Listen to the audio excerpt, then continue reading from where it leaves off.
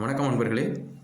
எல்லாம் நன்மைக்கு யூடியூப் சேனலில் ஜோதிட தகவல் விஷயத்தில் நம்ம பார்க்க போகிறது பார்த்திங்கன்னா, கன்னி ராசிக்கு இந்த செவ்வாய் பயிற்சி எப்படி இருக்க போகிறது தான் பார்க்க போகிறோம். செவ்வாய் பயிற்சின்னு சொல்லும்போது இந்த மார்ச் 15 செவ்வாய் மகரத்துலேருந்து கும்பத்துக்கு இடப்பெயர்ச்சி ஆகிறாரு. அந்த இடத்துல ஏற்கனவே சனி பகவான் உட்கார்ந்துருக்காரு. அப்போ இவங்களுடைய சேர்க்கை, அந்த கூட்டணி எப்படி இருக்க போகுது அப்படின்றதையும் நம்ம பார்க்க போகிறோம்.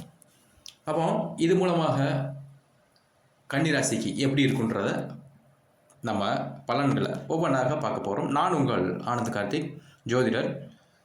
இந்த கன்னிராசிக்கு மார்ச் 15 செவ்வாய் பயிற்சி ஆகிறாரு. அப்போ அது நீங்கள் பார்க்கும்போது கன்னிராசிக்கு அது 6ஆம் இடத்தை குறிக்கும். 6ஆம் இடம் இருக்கும்போது இவங்களுக்கு ஒரு விஷயம் உண்டுங்க. எப்பவுமே சனி பகவான் அங்கே 6ஆம் இடத்துல இருக்கும்போது கண்டிப்பாக ஒரு சிறப்பான பலனை கொடுப்பாரு. அப்போ செவ்வாயும் கூட சேர போகிறாங்க. இந்த சேர்க்கை எப்படி இருக்குது? ஃபஸ்ட்டு செவ்வாயின்ற பார்க்கும்போது ஒரு விஷயம் பார்த்தீங்கன்னா, நெருப்பு கிரகம் செவ்வாய். செவ்வாய்னு சொல்லும் போதே எல்லாத்துலேயுமே ஸ்பீடாக இருப்பார். கூடவே கோபமும் இருக்கும், தைரியம் ரொம்ப இருக்கும், பணம் அவர் கையில் தான் இருக்கும். பணம்ன்ற விஷயத்துலேயும் ஒரு முன்னேற்றம் இருக்கும். அது மட்டும் கிடையாது, உடல் ஆரோக்கியன்ற விஷயமும் செவ்வாய்கிட்ட கண்ட்ரோல் இருக்கும். நாலாவதான ஒரு பெரிய பயிற்சின்னா செவ்வாய் பயிற்சின்னா அவர் 1.5 மாதம் இருப்பாங்க ஒரு கணக்கு போட்டிங்கன்னா. அப்போ அந்த 1.5 மாதம்ன்ற போது இந்த செவ்வாயுடைய தாக்கம் எல்லா விஷயத்துலையுமே ரொம்ப ஸ்பீடாக எல்லா விஷயத்தையும் முடிச்சு ஸ்பீடாகவே போயிடுவார். இதுதான் அவருடைய கணக்கு.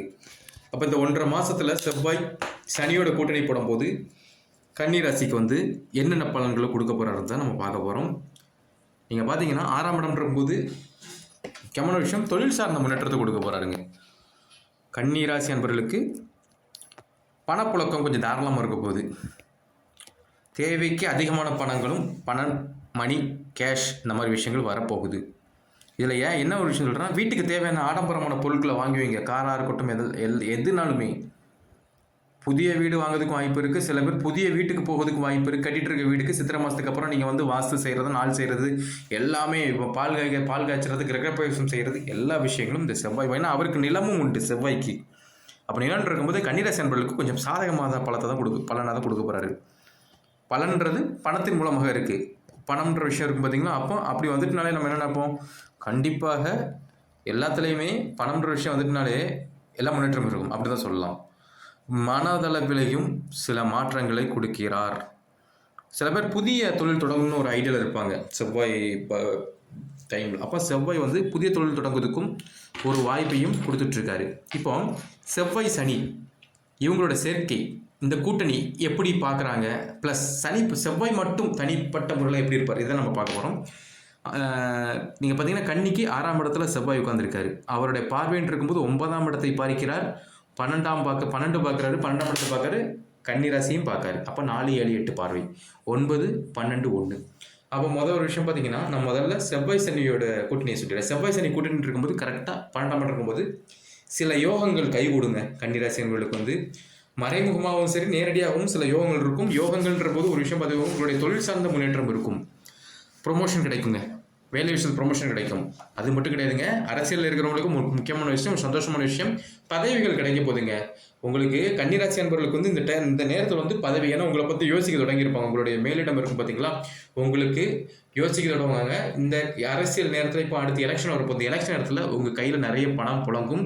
அந்த பணப்புழக்கத்தை நீங்கள் யூஸ் பண்ணிக்குவீங்க. அது உங்களுக்கு சாதகமான, உண்மையை சொல்லப்போனால் உங்களுக்கு ஒரு சில பேருக்கு வீடு வாங்குறதுக்கு கூட வசதி வரும். அந்த அளவுக்குலாம் பணம் வரும். அது சொல்லுவாங்களே, இது ஒரு ஜாக்பாட் தானே. அந்த ஜாக்பாட்டுன்றது இந்த கன்னிராசி அன்பர்களுக்கு இந்த செவ்வாய் சனி சேர்க்கை உண்டாக்கி கொடுக்க போகுது. தனிப்பட்ட முறையில் செவ்வாயோட பார்வை எப்படி இருக்குன்றதையும் நம்ம இப்போ பார்த்துடலாம். தனிப்பட்ட முறையில் செவ்வாயோட பார்வைன்னு இருக்கும் 9ஆம் இடத்தை பார்த்தாங்க. அப்போ உங்களுடைய முன்னோர்களுடைய ஆசீர்வாதம் கிடைக்கிறதுக்கு வாய்ப்புகள் அதிகம். அப்படின்ட்டு இருக்கும் முன்னோர்கள் ஆசீர்வாதம் கிடைச்சினாலே முதல் குலதெய்வம், அடுத்து முன்னோர்கள், அதுக்கப்புறம் இஷ்ட தெய்வம், இப்படி தான் கொண்டு போகும். அப்போ முன்னோர்கள் 2ஆம் இதில் முன்னோர்கள்ன்ற போது பணம் சார்ந்த விஷயத்தில் ஒரு முன்னேற்றம் இருக்கும். அசையா சொத்துக்கள் கிடைக்கிறதுக்கு வாய்ப்பு உண்டு.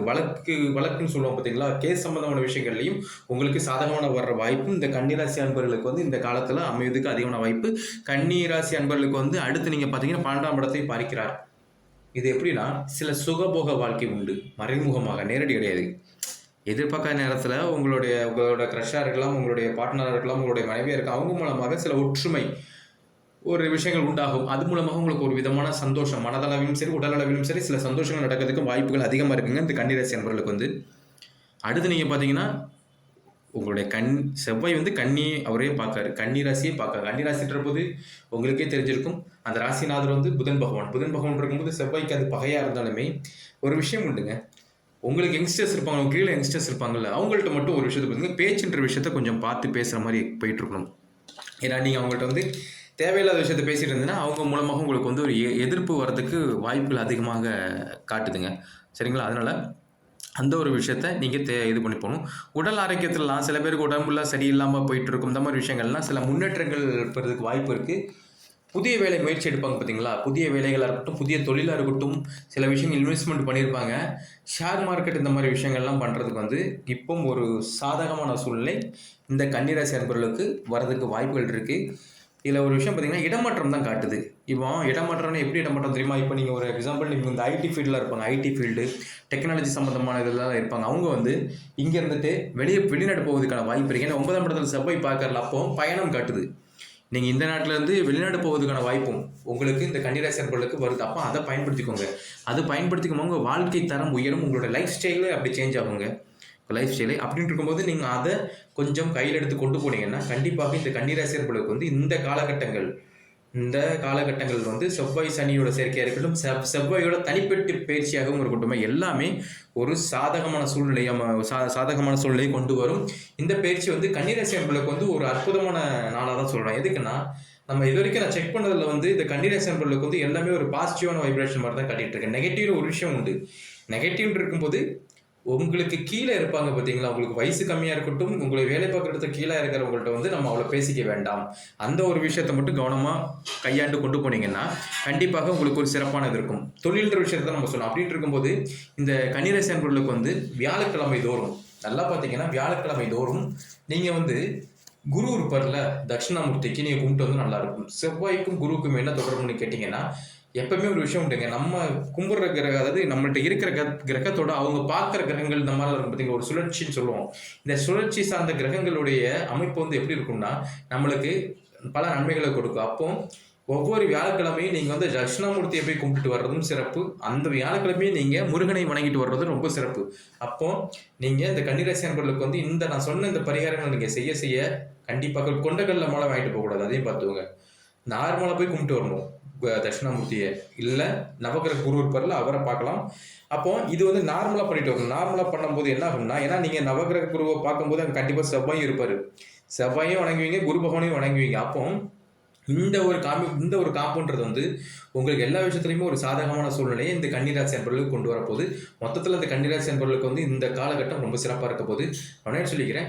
இந்த வீடியோ கண்டிப்பாக உங்களுக்கு வந்து பிடிச்சிருக்குன்னு நினைக்கிறேன். இந்த வீடியோ உங்களுக்கு பிடிச்சிருந்தா லைக் பண்ணுங்கள், ஷேர் பண்ணுங்கள். எல்லாம் நன்மைக்கு யூடியூப் சேனலில் சப்ஸ்கிரைப் பண்ணுங்கள், சப்போர்ட் பண்ணுங்கள். இதே மாதிரி இனி அடுத்தடுத்து வீடியோக்கள் வரப்போது. கண்டிப்பாக இந்த வீடியோஸ் எல்லாமே உங்களுக்கு சாதகமாக இருக்கும்ன்றதை நாங்கள் நம்புகிறோம். சப்போர்ட் பண்ணுங்கள். நன்றி, வணக்கம்.